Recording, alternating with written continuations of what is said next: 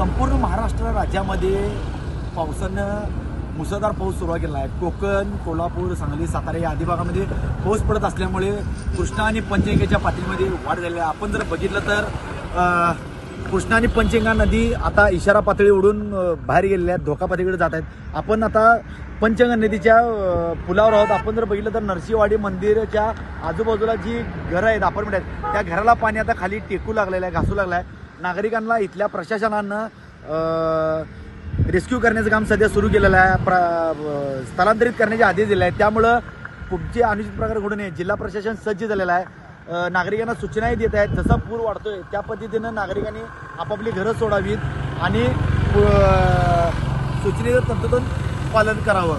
आणि जर बघितलं तर 2019च्या 2021च्या पुराच्या आठवणी पुन्हा जागे होलेल्या आहे। कॅमेरामॅन रोहन सर, मी साईनाथ जाधव, नरसिंहवाडी, इचलकरंजी।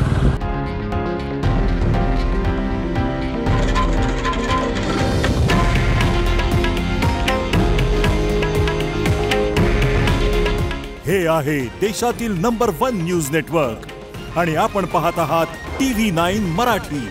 काळजी तुमची, हित महाराष्ट्राचं।